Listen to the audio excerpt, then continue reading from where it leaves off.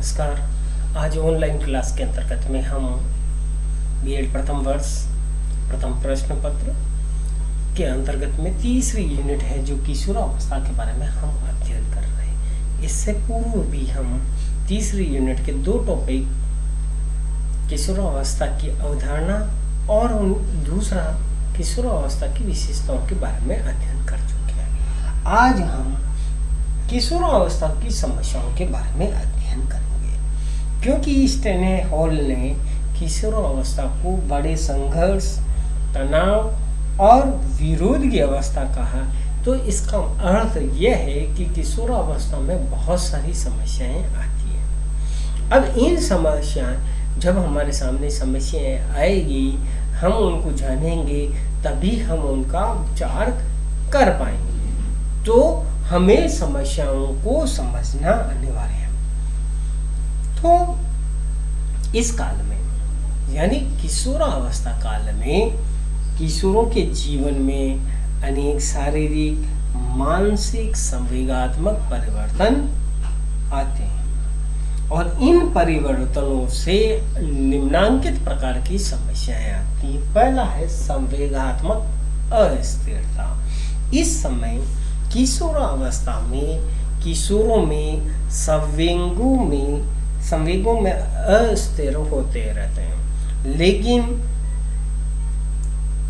इनमें उतार चढ़ाव भी होते हैं, तीव्रता आते रहते हैं, जैसे काम है, क्रोध है, प्रेम है आदि संवेग। ये तीन संवेग मुख्य रूप से प्रमुख पाए जाते हैं और इन तीन में बहुत अधिक तीव्रता रहती है। और कब कौन सा आ जाता है? कभी प्रेम का भाव आ जाता है, कभी क्रोध का आ जाता है, तो कभी काम का आ जाता है। तो इन संवेगों में अस्थिरता आ जाती है। फिर है नेक्स्ट है, दूसरा है काम संबंधी अवस्था।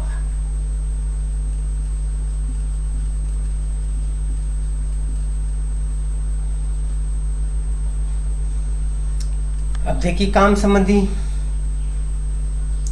बालक इस अवस्था में आते ही अपने काम के प्रति जागरूक हो जाता है और वह धीरे धीरे समलिंगी समूह बनाना प्रारंभ कर लेता है।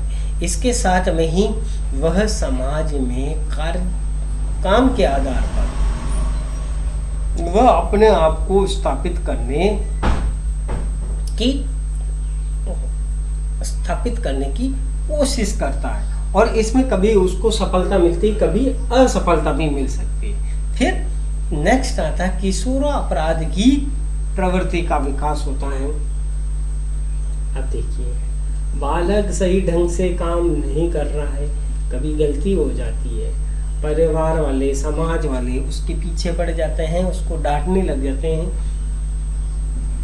तो वह धीरे धीरे अपनी बात को छुपाने लग जाएगा और वह किशोर अपराध की तरफ बढ़ जाता है। तो धीरे धीरे उसमें क्या हो जाता है? किशोर अपराध की प्रवृत्ति का विकास हो जाता है। तो इस समय क्या होता है? कई बुरी आदतें भी सीखता है। बालक अपने मित्रों की समूह बनाता है। उस समूह में कुछ अच्छे लोग भी जुड़ते हैं और कुछ बुरे लोग भी जुड़ते हैं। जो बुरे लोग जुड़ते हैं वह बुरी आदतों का प्रचार करते हैं और बुरी आदतों को बताते हैं, जिससे अब यदि अभिभावक और शिक्षक इस तरफ ध्यान नहीं देते हैं तो बालक क्या होगा? धीरे धीरे बुरी आदतों की तरफ बढ़ेगा और जब बुरी आदतें बढ़ती जाएगी तो धीरे धीरे वह किशोर अपराध की तरफ यानी वह नियमों को तोड़ने में लग जाएगा। जैसे कि छोटा सा उदाहरण, घर में आए, पिताजी आए और पिताजी ने बच्चे को कुछ कहा, पिताजी के सामने बच्चा बोलने लग जाता है। ये नियम टूटना यानी ये किशोर अपराध की प्रवृत्ति के अंतर्गत आता है। नियमों को तोड़ना ही अपराध है। झूठ बोलना भी अपराध है, चोरी करना भी अपराध है, ठीक है ना? तो ये अपराध की श्रेणी में आता है। धीरे धीरे यह अपराध बहुत ही प्रभावी हो जाते हैं और बहुत बड़ा रूप ले लेते हैं। फिर नेक्स्ट आता है अनुशासनहीनता की प्रवृत्ति। अनुशासनहीनता की प्रवृत्ति।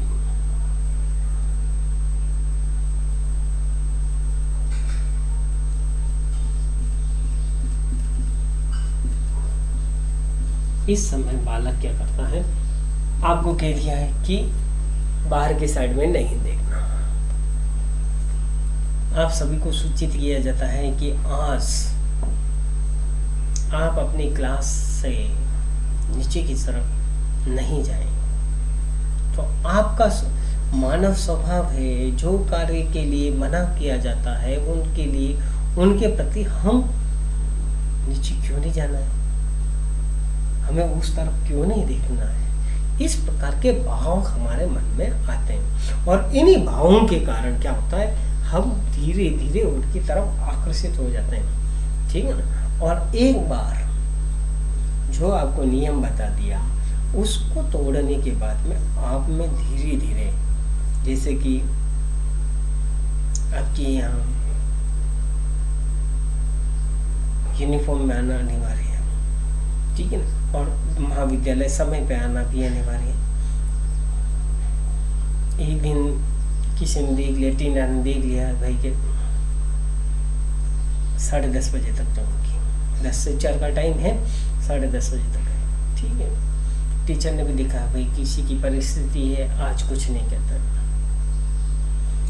ऐसे दूसरी बार भी हो गया, तीसरी बार भी हो गया। टीना ने देखा कि अब मुझे कोई कुछ कहता नहीं है, तो वह क्या करेंगे, धीरे धीरे वह अनुशासनहीनता की उसकी प्रवृत्ति हो गई, वह धीरे धीरे लेट आना शुरू कर देगी। तो यह प्रवृत्ति स्थायी रूप ले लेती। इसी प्रकार अब वही स्थायित्व उसमें अहम की भावना भर देता।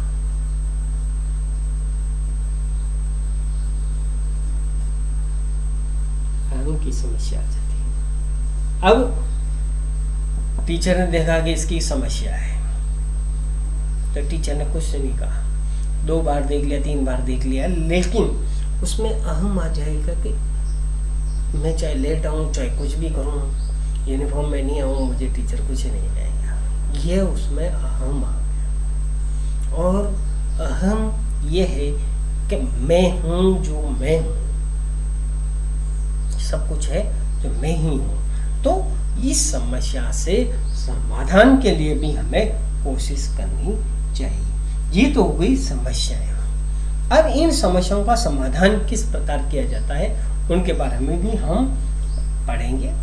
देखिए, पहले जो समस्या आती है उसका समाधान यह है कि अभिभावक अपने बाल को और अपने परिवार को अधिक से अधिक समय दें। यदि परिवार में अभिभावक अपने बच्चों को अधिक से अधिक समय देंगे तो यह समस्या वहीं पर समाप्त हो जाएगी। दूसरा, शिक्षक अपने छात्रों को पर्याप्त समय दे। क्लास में गया टीचर, चुपचाप खड़ा रह गया, बातें करने लग गया, समय निकल गया, आधा घंटा हो गया और अपना काम करके चला गया। दूसरे दिन भी आया और पढ़ाया कुछ नहीं और काम करके चला गया। तो धीरे धीरे क्या होगा, टीचर टाइम पे आता नहीं, 5 मिनट बाद में आता है, 5 मिनट पहले चला जाता है। तो इससे धीरे धीरे बालकों की क्या समस्या है वह टीचर नहीं जान पाएगा और बालक को विश्वास में लेकर यह समझे कि उसको किस प्रकार की समस्या हो रही है, उन समस्याओं को समझे और उसका हम समाधान करें। ठीक है ना। फिर नेक्स्ट है, किशोर किशोरियों के असफल होने पर भी उनके मनोबल को कभी तोड़ा नहीं जाए। किसी कारणवश कोई भी उनसे त्रुटि हो जाए या उनसे जैसे एक परीक्षा में असफल भी हो जाते हैं तो उनका मनोबल नहीं तोड़ना चाहिए। उनको नेक्स्ट अभ्यास के लिए कहो कि अगली बार में आप अच्छी तैयारी करना और उनमें जीवन कौशलों को विकसित करने के लिए उनको प्रेरित किया जाए। इसके अलावा उनमें व्याप्त मिथ्या धारणाओं का मिथ्या जो धारणाएं बना देते हैं उनका निवारण किया जाए। कभी बना देते हैं कि मेरे से तो सब प्रेम नहीं करते हैं। इस प्रकार की मिथ्या धारणाएं जो बनाते हैं उनसे हमें उनको दूर करना है।